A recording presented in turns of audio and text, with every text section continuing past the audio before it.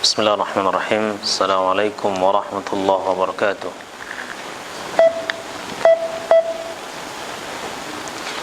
Innal hamdalillah nahmaduhu wa nasta'inuhu wa nastaghfiruhu wa natubu ilayh wa na'udzu billahi min shururi anfusina wa sayyiati a'malina may yahdihillahu fala mudilla lahu wa may yudlil fala hadiya lahu.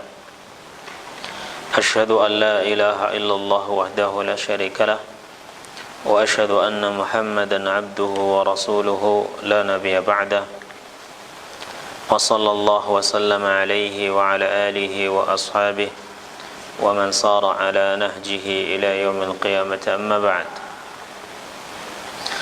Ikhwani wa akhwati rahimani Allah wa iyakum, dengan memohon taufik kepada Allah Subhanahu wa taala, kita lanjutkan pembahasan kita dari kitab Syarah Umdatul Ahkam, di mana dalam kesempatan kali ini kita akan membahas hadis yang ketujuh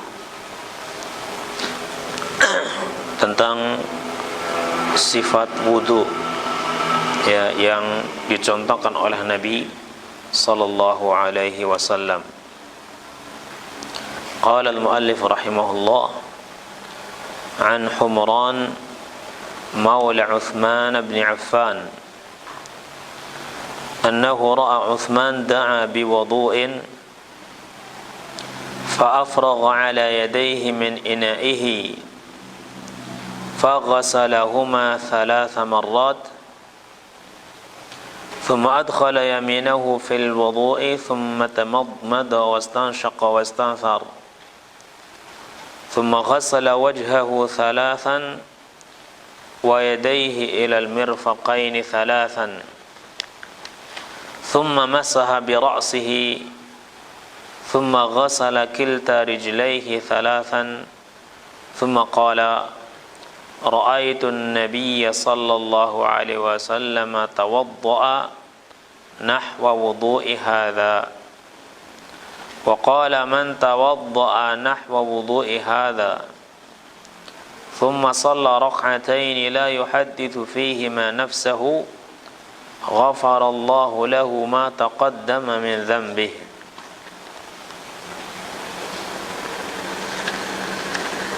Hadis ini diriwayatkan oleh Imam Bukhari, nomor hadis yang 164,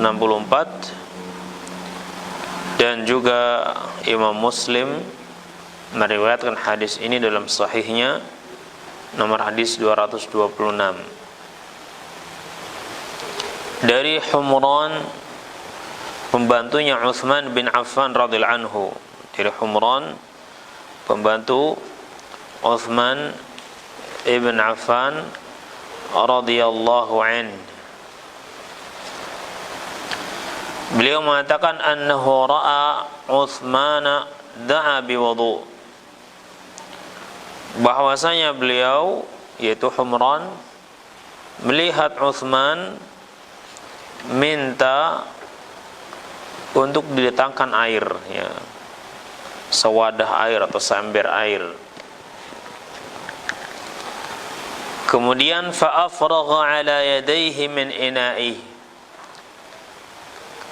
kemudian beliau menuangkan air tersebut ke kedua telapak tangan beliau, ya, dari wadah tersebut, menuangkan ke kedua telapak tangan beliau dari wadah tersebut. Faghasalahuma thalatha marrat, dan membasuh keduanya 3 kali. Thumma adkhala yaminahu fil wudu', kemudian beliau memasukkan tangan kanannya ke dalam air tersebut, untuk area untuk wudu, ya, yang ada di bejana tadi. Thumma tamadmada wastanshaqa wastanthara, kemudian beliau berkumur-kumur dan memasukkan air ke dalam hidungnya dan mengeluarkannya. Thumma ghassala wajhahu thalathan. Kemudian beliau membasuh wajahnya 3 kali. Wa yadayhi ilal mirfaqaini thalathan. Dan membasuh kedua tangannya sampai kedua sikunya 3 kali. Thumma masaha bi ra'sihi, kemudian mengusap kepalanya. Thumma ghassala kilta rijlaihi thalathan, kemudian beliau membasuh kedua kakinya 3 kali. Thumma qala, kemudian beliau bersabda atau beliau berkata, ya Uthman ibn Affan berkata, ra'aitun nabiyya sallallahu alaihi wasallam yatawaddau nahwa wudu'i hadha. Saya melihat, ya, Nabi sallallahu alaihi wasallam berwudu, ya, seperti wudunya saya ini. Wa qala, kemudian beliau bersabda, kemudian Nabi bersabda, man tawaddaa nahwa wudu'i hadza, barang siapa yang dia berwudu seperti wudunya saya ini, thumma shalla rak'ataini, kemudian dia salat 2 rakaat, la yuhadditsu fihi ma nafsahu, ya, yang dia tidak di dalam kedua salatnya tadi tidak berbicara, ya, tentang masalah dunia, yakni tidak terbetik, tidak terbesit, ya, di dalam pikirannya masalah dunia ketika dia sedang sholat. Kemudian dia terus, ya, memikirkannya. Kalau sekedar selintas kemudian hilang, ya, maka hampir tidak ada orang yang selamat dari hal ini. Tapi yang dimaksud dalam hadis adalah ketika dia terlintas masalah dunia, kemudian dia terus mikirin, ya, besok saya mau masak apa ya, kemudian mikir, dia sedang sholat, ya. Nah, jika dia sholat 2 rakaat dan tidak terlintas, ya, masalah duniawi seperti ini dan tidak terus mengikutinya, ghufira lahu ma taqaddama min dhanbihi, akan diampuni baginya apa-apa yang telah berlalu dari dosa-dosanya. Nah, hadis ini salah satu hadis yang menjelaskan tentang sifat wudunya Nabi sallallahu alaihi wasallam yang dicontohkan oleh sahabat Uthman ibn Affan radhiyallahu anhu, dan beliau menyatakan sendiri bahwasanya beliau itu melihat dengan mata kepala sendiri bagaimana Nabi sallallahu alaihi wasallam itu berwudu, Nah, disebutkan dalam hadis ini bahwasanya Humran, pembantu Uthman bin Affan, itu melihat Uthman bin Affan meminta untuk dibawakan seember air. Ya. Kemudian apa yang beliau lakukan? Kemudian beliau menuangkan air tersebut, ya, embernya ember kecil, ya, bukan wadah yang besar, wadah yang kecil. Kemudian beliau menuangkan air tersebut ke kedua telapak tangan beliau dan mencucinya 3 kali. Nah, maka telapak tangannya dicuci, jadilah telapak tangannya itu suci. Setelah itu beliau memasukkan tangan kanannya ke dalam bejana air tadi, ya, yang dia gunakan tadi untuk mencuci tangannya, mencuci telapak tangannya. Nah,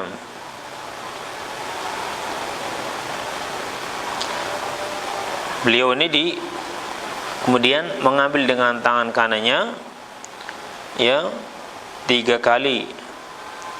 Dalam riwayat lain disebutkan 3 kali. Untuk apa? Tamadmadha wastanshaqa wastanthara. Untuk berkumur-kumur dan memasukkan air ke dalam hidung, kemudian mengeluarkannya 3 kali dengan tangan kanannya. Jadi sekali cidukan itu buat apa? Buat mulut, ya, untuk kumur-kumur dan memasukkan air ke dalam hidung, ya. Jadi begini.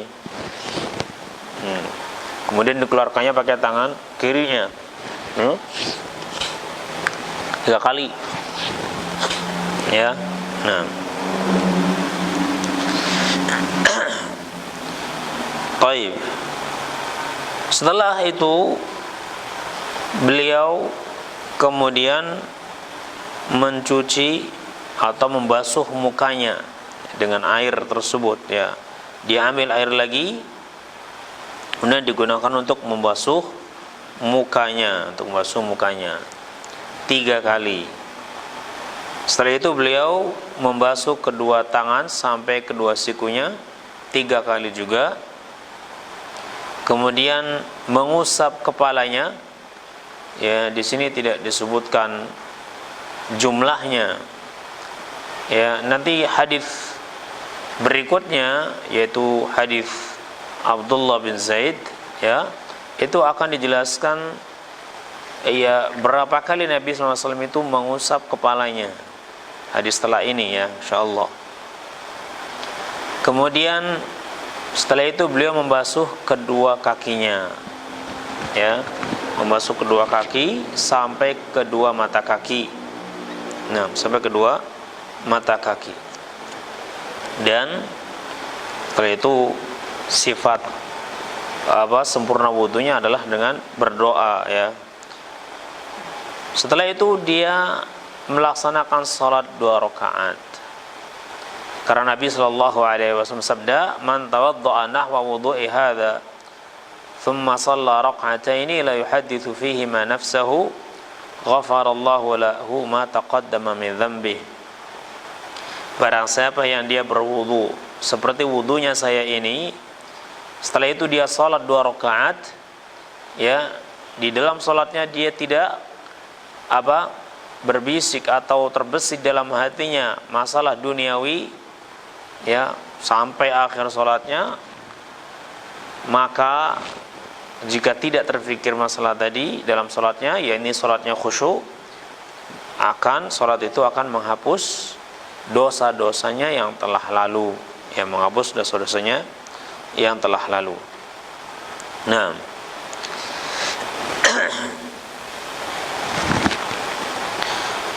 baik.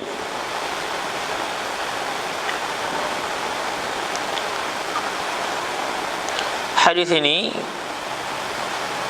mengandung tentang sifat wudunya Nabi sallallahu alaihi wasallam, ya, karena Utsman bin Affan radhiyallahu anhu, beliau mengajarkan tentang wudu yang beliau lihat sendiri kepada para sahabatnya dengan langsung mempraktekannya. Dan ini merupakan pengajaran yang paling bagus, ya, langsung mempraktekkan bagaimana wudunya Nabi sallallahu alaihi wasallam, agar orang yang melihat wudu tadi lebih semakin paham, ya, semakin paham, nah, tata cara wudu yang dahulu dilakukan oleh Rasulullah sallallahu alaihi wasallam, di mana beliau ini meminta untuk didatangkan air dalam bejana, ya, air dalam bejana. Kemudian beliau menyiramkan ke kedua telapak tangan beliau, dicuci 3 kali. Setelah itu beliau memasukkan tangan kanannya ke dalam bejana air tersebut. Dari sini, ya, berwudu dengan menggunakan bejana itu merupakan perbuatan para salafus saleh, ya, berwudu dengan menggunakan bejana itu perbuatan para salafus salih, dan para ulama menyebutkan bahwasanya ini lebih utama daripada berwudu menggunakan keran air, ya, lebih utama dari sisi karena ini para salafus salih dahulu berwudu dengan cara ini, dan juga lebih ngirit, ya, biasanya lebih ngirit, nah, daripada menggunakan keran air. Apalagi kalau kerannya itu dibukanya sempurna, ya, bukanya lebar-lebar, maka ini akan boros airnya, ya. Nah, jadi kalau ingin berwudu dengan menggunakan keran air, maka sebaiknya keran airnya itu tidak dibuka lebar-lebar, ya, tidak lupa ngucur kecil aja udah cukup sebenarnya, ya, biar ngirit. Nah, karena kalau berlebihan itu israf, ya, tidak boleh. Israf itu berlebihan itu dilarang. Nah, taib.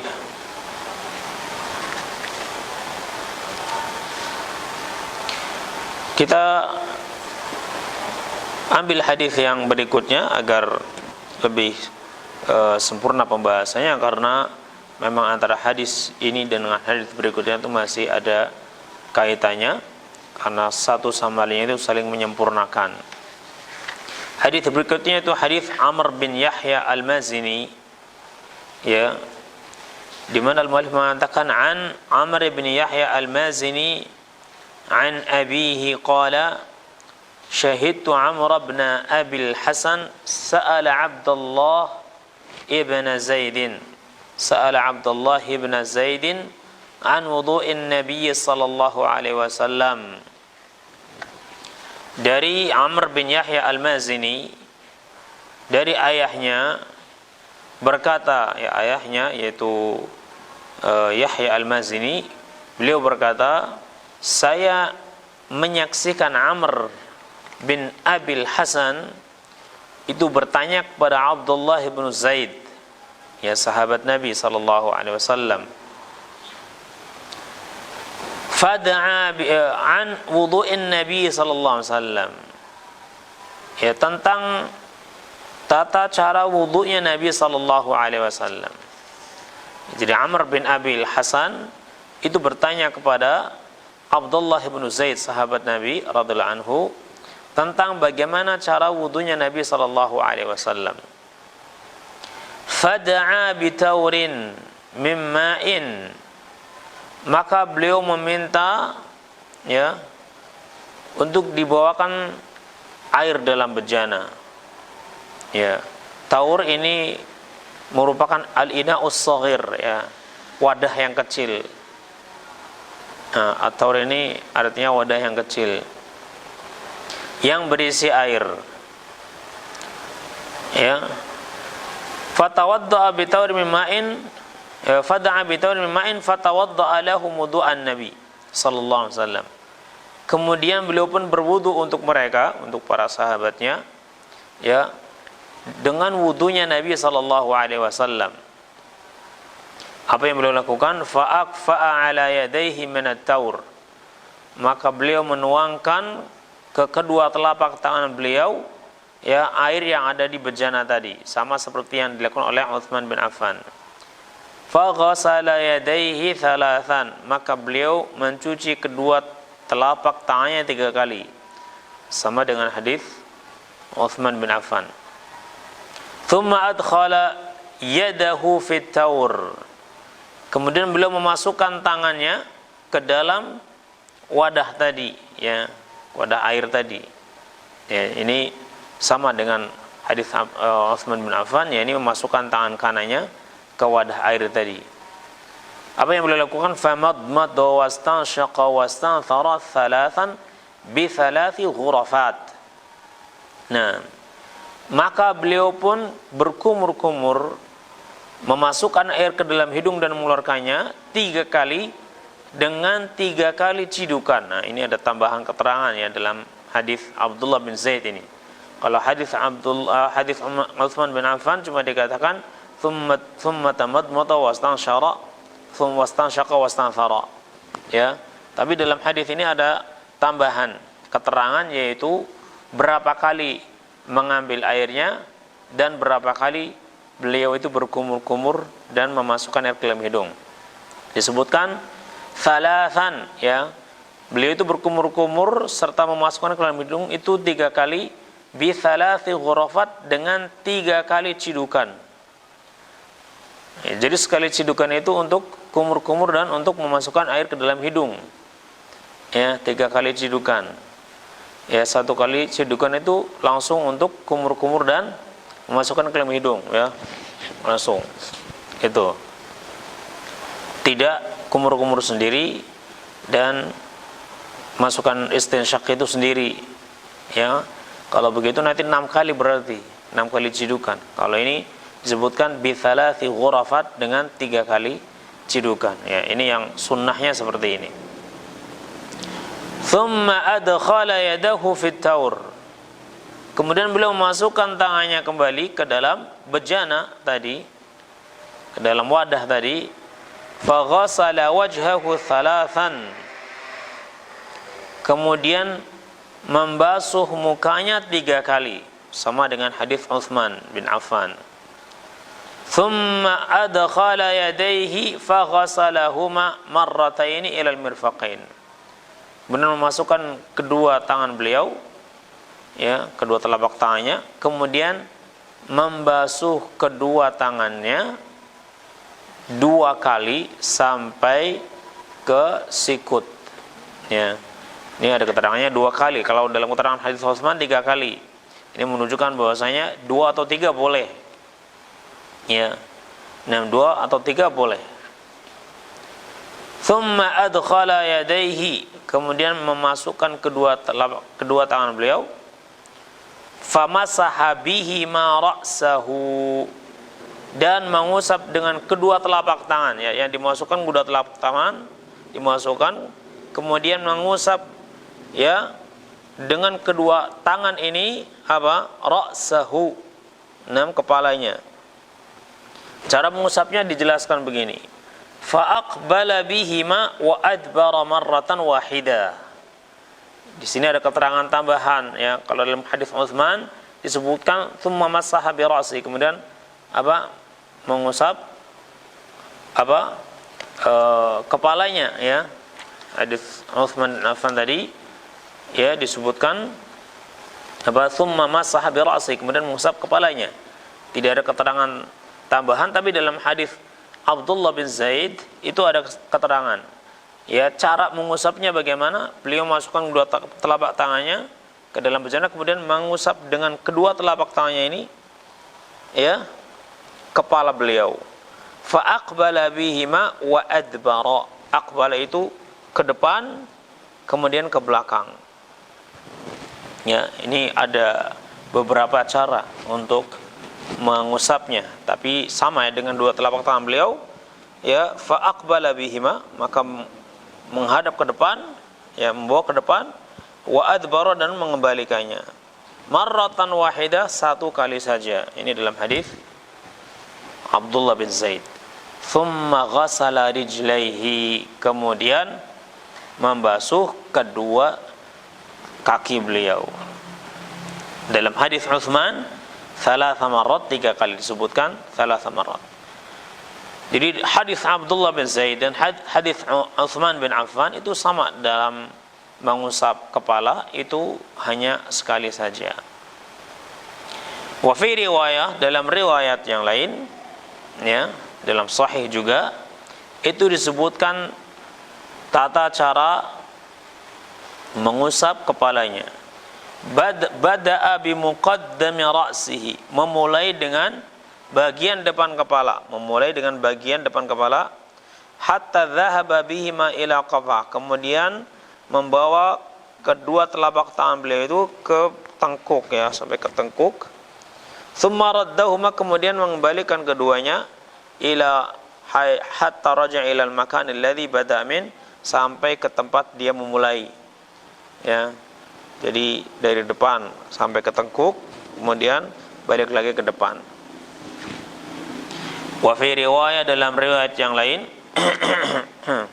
ini riwayat Imam Muslim, atana Rasulullah SAW fa akhrajna lahu ma'an fi tawr min sufrin. Rasul mendatangi kami, kemudian kami pun mengeluarkan untuk beliau air yang ada di bejana yang terbuat dari kuningan, ya. Nah, yang terbuat dari kuningan. Dari hadis ini kita mengetahui, ya, gambaran yang lebih sempurna lagi tentang bagaimana wudunya Nabi sallallahu alaihi wasallam. Nah, bagaimana wudunya Nabi sallallahu alaihi wasallam, seperti yang telah kita sebutkan tadi, dan ada tambahan dalam hadis Abdullah bin Zaid ini, keterangan tentang bagaimana cara mengusap kepalanya dan berapa kali. Ya.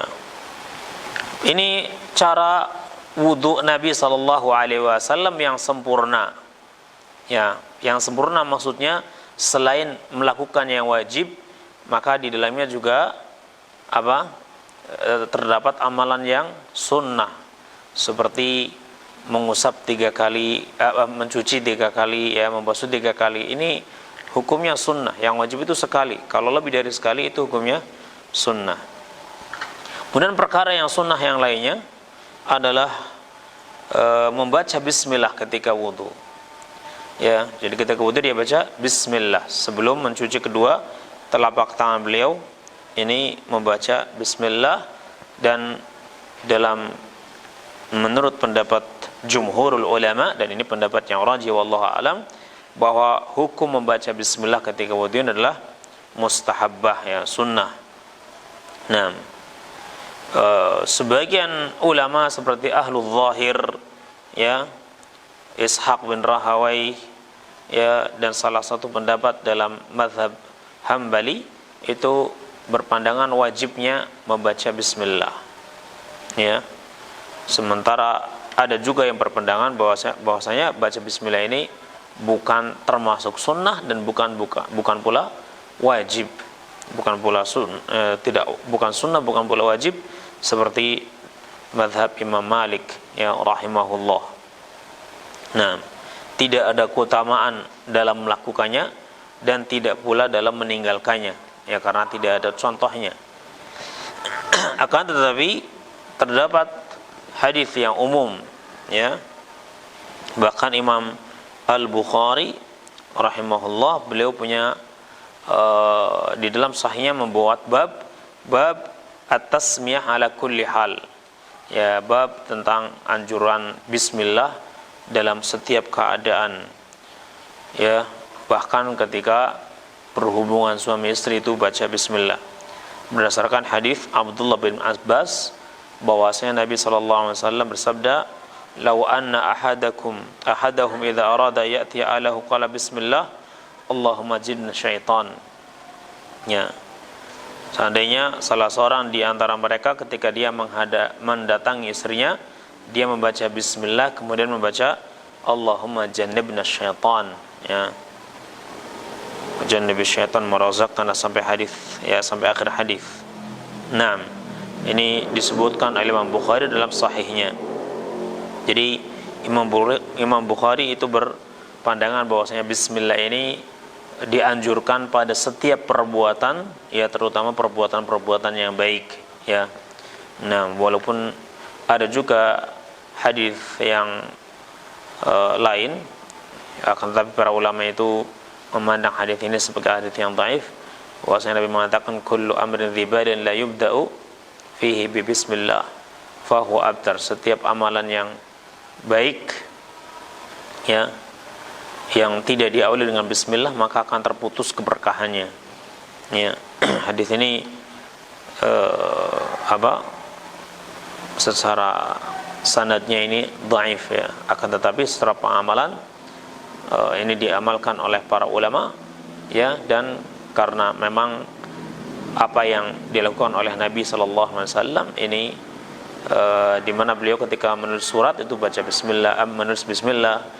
Bahkan Al-Quranul Karim ketika kita membukanya, maka surat yang pertama kali kita baca awalnya adalah Bismillahirrahmanirrahim, yakni Al-Fatihah, ya.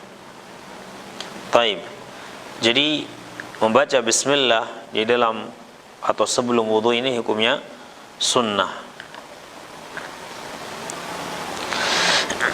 Kemudian setelah itu membasuh kedua telapak tangan beliau, ya, membasuh kedua telapak tangan kita ketika berwudu. Dan membasuh kedua telapak tangan ini, ya, hukumnya sunnah. Hukumnya sunnah kecuali ketika setelah bangun malam, ya. Ketika setelah bangun malam, ya, mau wudu, maka membasuh kedua telapak tangannya sebagian ulama berpandangan wajib, ya, wajib karena perintah Nabi sallallahu alaihi wasallam.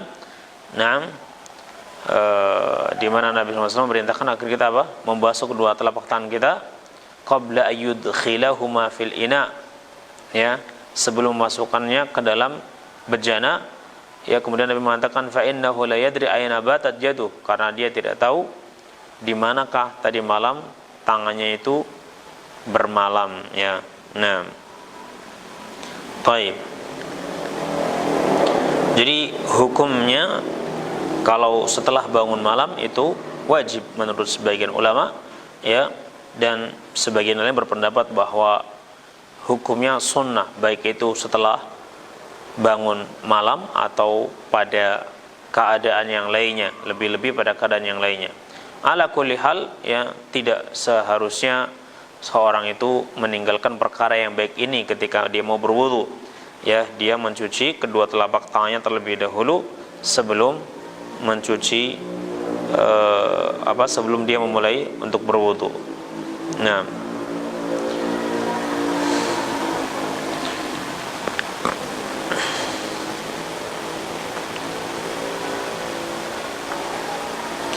taib.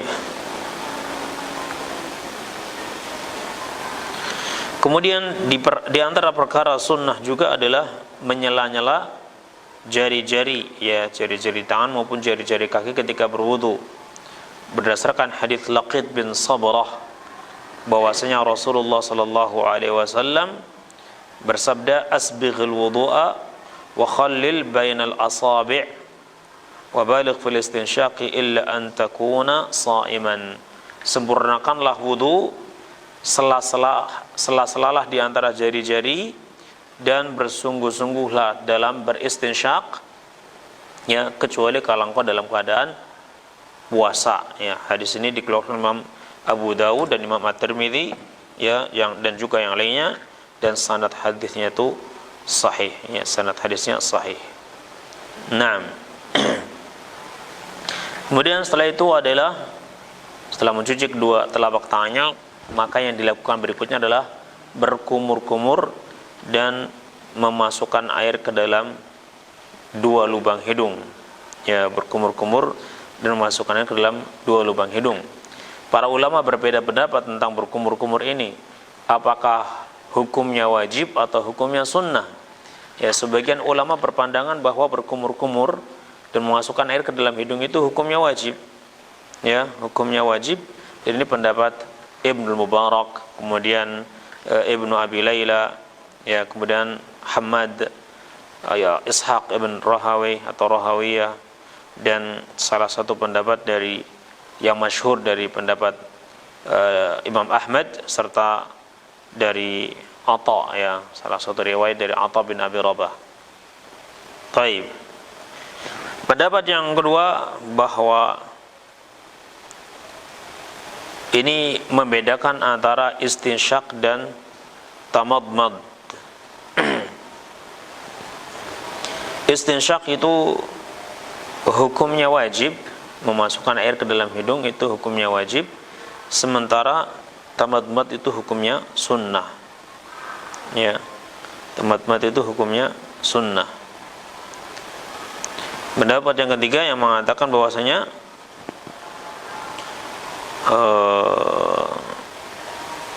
tamadmad dan istinsyak itu kedua-duanya hukumnya itu sunnah, ya, baik dalam wudu maupun dalam keadaan mandi, baik dalam hal wudu maupun dalam mandi, itu dua-duanya hukumnya sunnah. Nah, wallahu a'lam, ya, sebagian disebutkan di sini bahwasanya yang rajih adalah pendapat yang pertama, yang mengatakan bahwasanya kedua-duanya adalah wajib, ya, dalam wudu maupun dalam mandi besar, ya, karena ini bagian daripada wajah, dan wajah itu diperintahkan untuk dibasuh, ya, diperintahkan untuk dibasuh, karena Allah berfirman, ya ayyuhalladzina amanu idza qumtum ila sholati faghsilu wujuhakum, bahwa orang-orang beriman, jika kalian hendak melakukan salat maka basuhlah wajah kalian, ya, dan hidung serta mulut ini bagian daripada wajah, ya. Kalau hidung itu cara mencucinya adalah dengan memasukkan air ke dalam kedua lubang hidung, sementara kalau mulut ini cara mencucinya adalah dengan memasukkan air ke dalam mulut kemudian gerak-gerakan, ya, atau disebut dengan kumur-kumur. Nah, taib. Ala kulli hal, khurujan minal khilaf, ya, untuk keluar dari khilaf, maka, ya, sebaiknya kita tidak meninggalkan amalan ini, ya, tidak meninggalkan amalan ini, yaitu berkumur dan memasukkan ke dalam hidung, sehingga jika kalaupun ternyata yang benar ini hukumnya wajib, berarti Anda telah melaksanakan yang wajib, telah gugur kewajiban dari Anda. Dan jika ternyata hukumnya sunnah, ya, maka Anda telah mendapatkan pahala, ya, amalan sunnah ini. Nah, ya, maka keluar dari khilaf itu lebih utama, dianjurkan. Baik. Setelah itu, ya, dan berkumur-kumur setelah memasukkan air ke dalam hidung itu adalah dengan satu telapak tangan, ya, yaitu telapak tangan kanan kita, dan dilakukan 3 kali. Satu telapak tangan itu langsung untuk kumur-kumur dan memasukkan air ke dalam hidung. Tentunya kalau tidak terbiasa akan sedikit susah, tapi kalau sudah terbiasa maka tidak akan susah kembali, ya.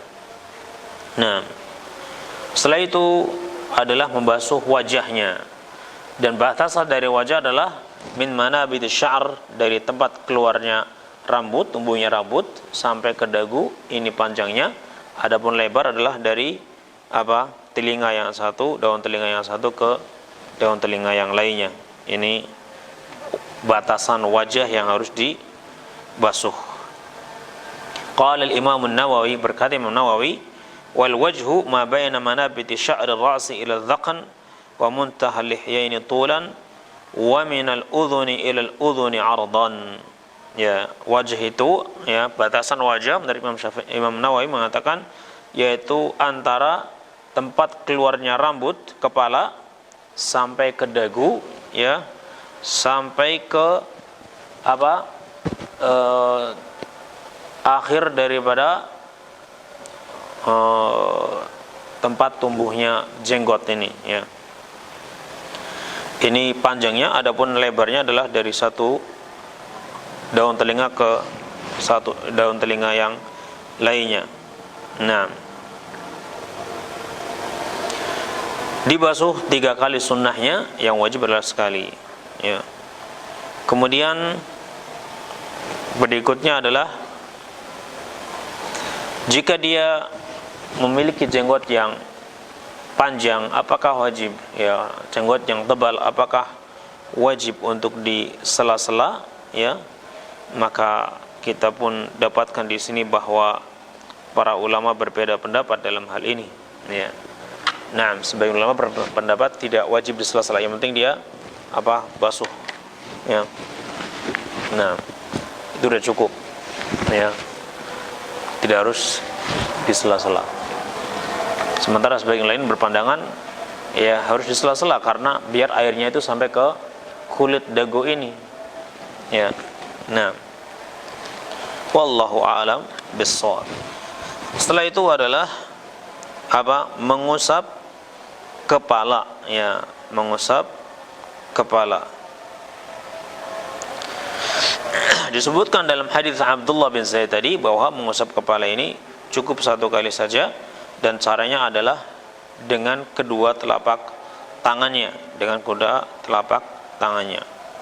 Nah, apakah harus membasuh semua kepala atau boleh sebagian kepala saja? Maka kita dapatkan para ulama itu berbeda pendapat. Tapi yang jelas bahwa sifat yang sempurna adalah dengan mengusap seluruh kepala. Sifat yang sempurna dalam mengusap kepala adalah mengusap seluruh bagian kepala. Ini sifat yang sempurna, ya. Nah, adapun sebagian kepala boleh atau tidak, ini para ulama berbeda pendapat, ya. Nah, ada yang mengatakan boleh sebagian kepala karena firman Allah wamsahu bi ru'usikum, bi huruf jar, bi ini artinya tabi'id, sebagian, ya, dan basuhlah sebagian kepala kalian. Akan tetapi ahlu bahasa, para ulama bahasa, mereka menolak bi ini artinya tabi'id, sebagian, ya, karena bi yang dimaksudkan adalah maksudnya lil ilsaq, ya, untuk menempel, maknanya menempel dan bukan menunjukkan sebagian. Walaupun demikian para ulama, ya, di sini berbeda pendapat, ya, tentang bolehnya membasuh sebagian. Dan yang berpendapat bolehnya membasuh sebagian kepala juga mereka berbeda-beda dalam menentukan sebagian itu seperti apa, ya. Yang minimal, ya, batas minimal, kalau itu boleh sebagian, batas minimal sebagian itu seperti apa? Di sini para ulama berbeda pendapat. Ya, berbeda pendapat. Ala kulli hal khurujan minal khilaf, ya. Dalam rangka keluar dari khilaf, ya, biar kita tidak terjebak dalam khilaf, dan juga dalam mengamalkan yang paling sempurna, maka kita sebaiknya menyempurnakan, ya, dalam mengusap kepala ini. Dengan demikian kita telah mendapatkan keutamaan dan juga keluar dari khilaf, karena semua para ulama berpendapat bahwasanya mengusap seluruh kepala ini merupakan hal yang terbaik, ya, yang paling sempurna tentunya. Baik. Setelah itu adalah membasuh kedua kaki sampai kedua mata kaki, membasuh kedua kaki sampai kedua mata kaki 3 kali, ya, 3 kali, yang kanan 3 kali dan yang kiri 3 kali. Nah, setelah itu berarti amalan wudhunya sudah selesai, ya. Setelah itu dia dianjurkan untuk berdoa, ya, asyhadu an la ilaha illallah wahdahu la syarikalah wa asyhadu anna muhammadan abduhu wa rasuluh allahumma ij'alni minat tawabina waj'alni minal mutatahhirin. Ini doa setelah wudhu, dan ditutup dengan salat 2 rakaat, ya, salat 2 rakaat. Disebutkan dalam hadis ini tentang keutamaan salat 2 rakaat yang dilakukan setelah wudhu. Barang siapa yang dia